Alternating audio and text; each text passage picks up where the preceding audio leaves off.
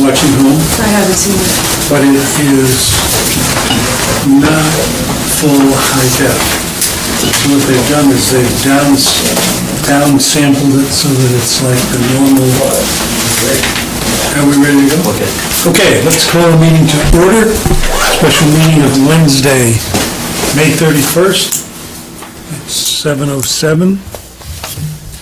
We have a need for an alternate. We have an alternate here. Mr. Kizivek, would you sit for, well, let's see, Jerry, I guess, since that's your normal That's my normal role. Okay, and you've been seated for most of these discussions, so it's good. Okay, roll call. We appointed the alternate. Mike is not going to be here.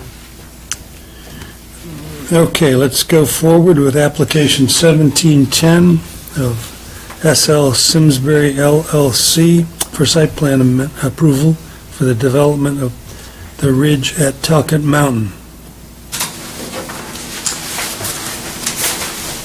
Councilor.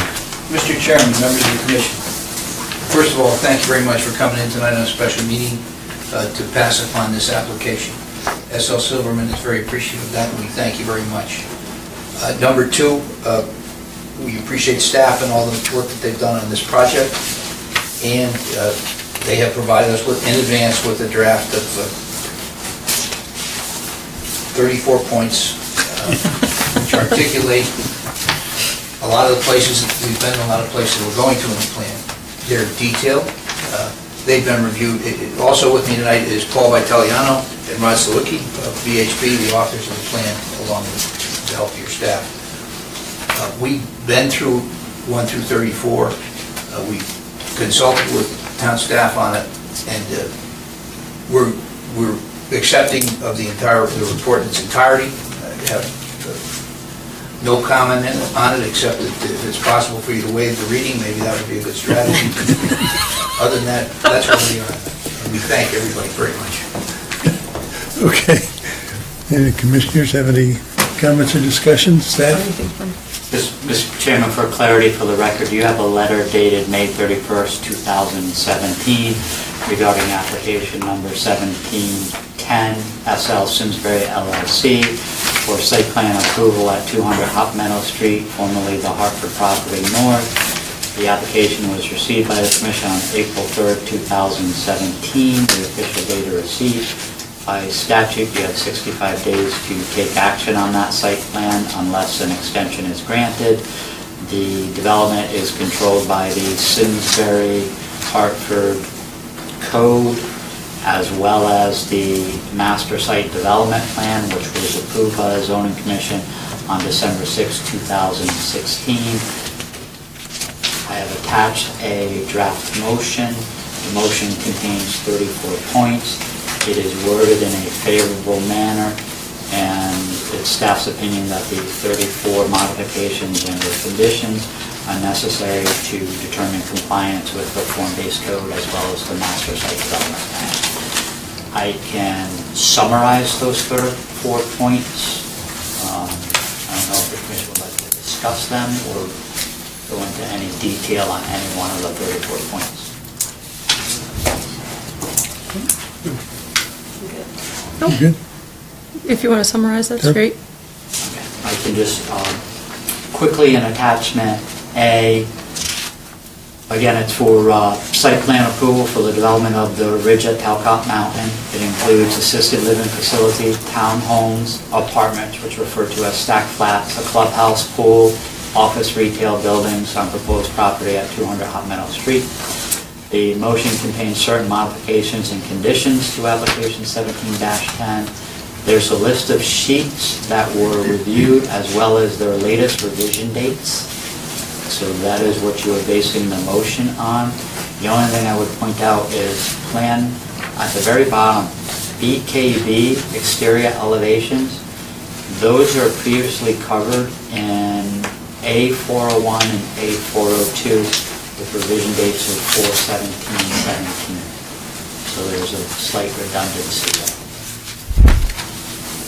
With regards to general development modifications and conditions of approval. We're recommending that draft revised site plans be submitted to Commission staff prior to the filing and recording of sets with the town. That the full architectural renderings associated with the development are included in the plan set. Item 3, that the applicant post $25,000 cash or revocable letter of credit, an additional $5,000 cash, and associated with erosion sedimentation control measures as an emergency contingency fund. Item number 4, that a pre-construction meeting is held. Prior to the pre-construction meeting, plans would be provided to staff, and both the Director of Planning and the Town Engineer would review those and make any recommendations with regards to minor changes or deviations. Item 5, prior to the commencement of any grading or construction, that the town have 3 plan sets which are all signed and sealed on file in our office. Item 6, that prior to any grading or construction activities, the applicant provide proof that they have received their industrial stormwater permit from the state of Connecticut. Item 7, that prior to any building permits being issued, that the applicant provide evidence that the Office of State Traffic Administration has given them permission to connect to Route 10. Item 8, prior to the issuance of a building permit, that they provide written documentation with regards to the WPCA's ability to accept the waste. 9, prior to the issuance of a building permit, that they provide evidence and documentation that public water will be supplied to the site. 10, shop drawings and samples of building materials, including color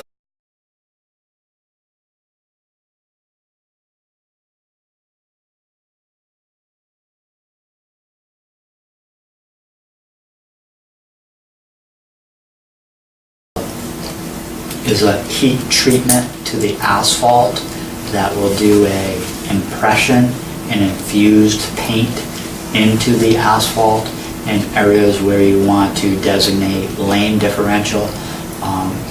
Basically, it's a enhanced version of cross-hatching.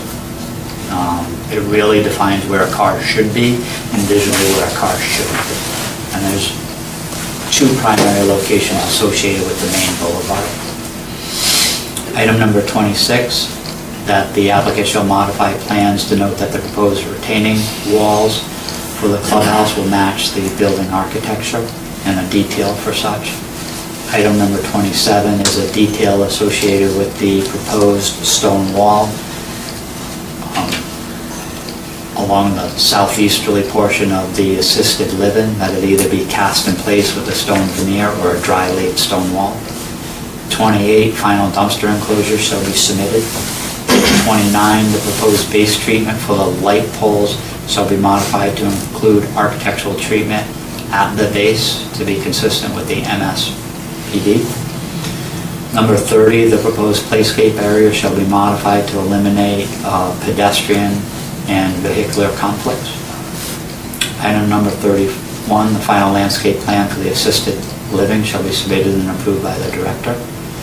32, the final elevations architecture for the proposed maintenance building shall be submitted and approved by the Director of Planning and Community Development for determination of consistency with the NSDP and approved site plans.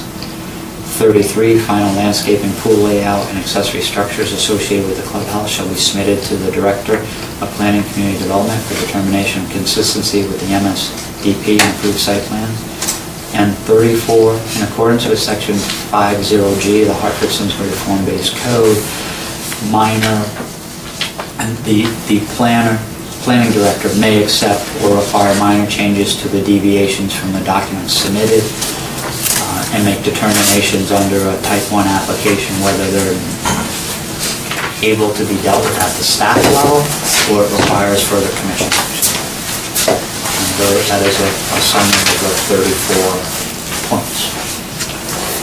I have a question. How did the issue with the changes to the landscaping changes to the Riverwalk property get resolved?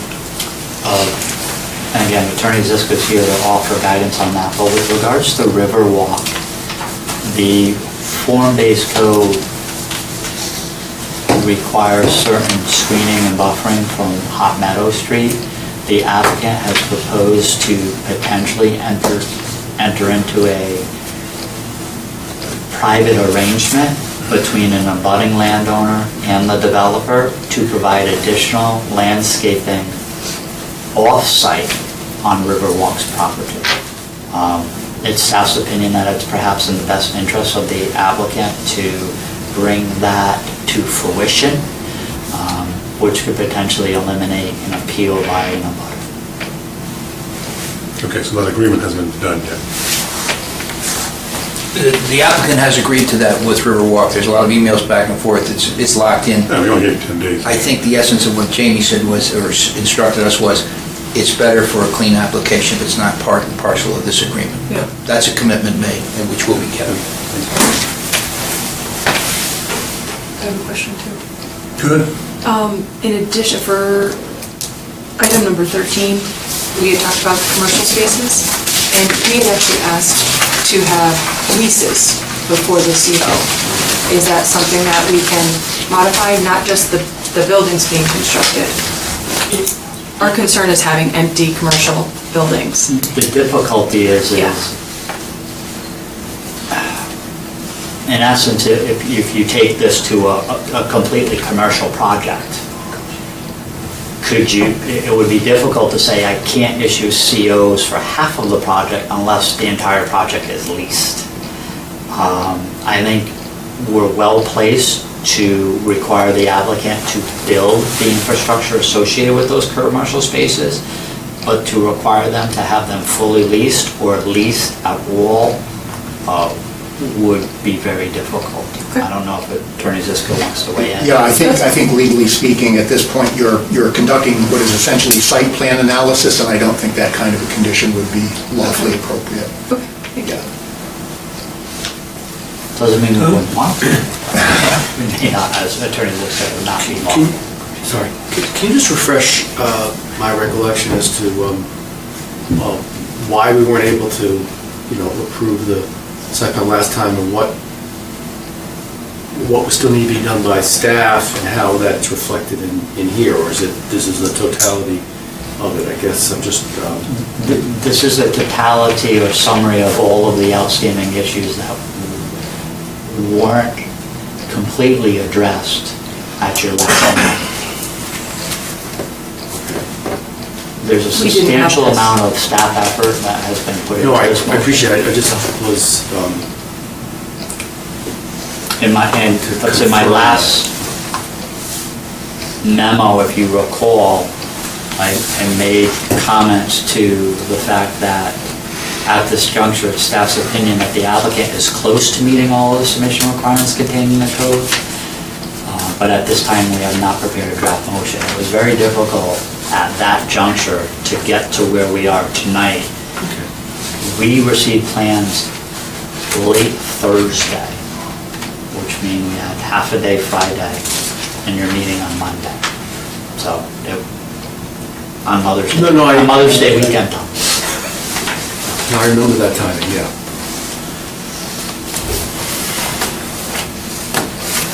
More comments?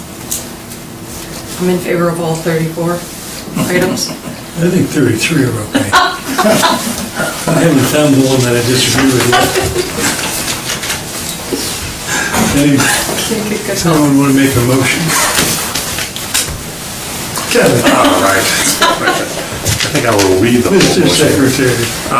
Mr. Chairman, I'd like to make a motion regarding application 1710 of SL Simsbury LLC for site plan approval for the development of the bridge at Talcott Mountain. Move that we approve with certain modifications and conditions that are outlined in attachment A. There's 34 points, and that's incorporated into the motion. I have a second. Second. Further discussion? All in favor? Aye. Opposed? Done. Unanimous.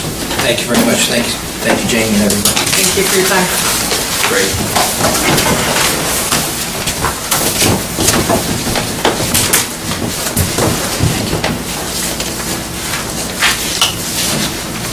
Okay. Next item is 1722, Westminster School.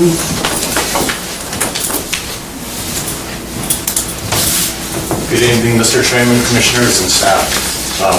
Peter Anderson with Westminster School, and I thank you for fitting this into your special meeting this evening. And also, a lot of thanks to Mike and Jamie for guiding the school and assisting with the process. Thank you. Okay. Mr. Chairman, you do Yes. have a staff We have a report letter. with a recommended motion. Yep. Anybody have any comments before we address it? So we didn't actually amend it to split it, we're just saying that we can approve it separately. The motion in essence gives you the ability to have it viewed as two independent projects. We just kind of said it was, you can approve it separately as part of the application. You're not splitting the zoning application in two, you're allowing staff to issue a CO on one before the other component is completed. The original permit tied both of them together. Somebody else want to read the motion? Or do you want to read? Mr. Chairman, I make a motion regarding application 1722 of Robert Bumingen, Fussin O'Neill, agent, Westminster School, for a site plan amendment for phasing to the previously approved application 1522 on the property located at 995 Hot Meadow Street. I move that we approve that application with the following conditions. One, the commission authorizes the zoning enforcement officer to issue certificates of occupancy for the residential buildings before the dining hall project is completed. Two, no certificate of occupancy for any building are to be issued until final as-built drawings for said buildings are submitted and reviewed for consistency with approved plan set. And three, improvements associated with interior drive north of the proposed dining hall facility are to be completed for issuance of dining hall certificate of occupancy. Second. Second by Jackie. Further discussion, questions? No? All in favor? Aye. Opposed? Carries unanimously. Thank you. Thank you. And that's the end of our special meeting. There's no other subjects we can take. Nope. Mr. Chairman, I make a motion we adjourn. Thank you, Sue. All in favor? Aye. Everybody approve?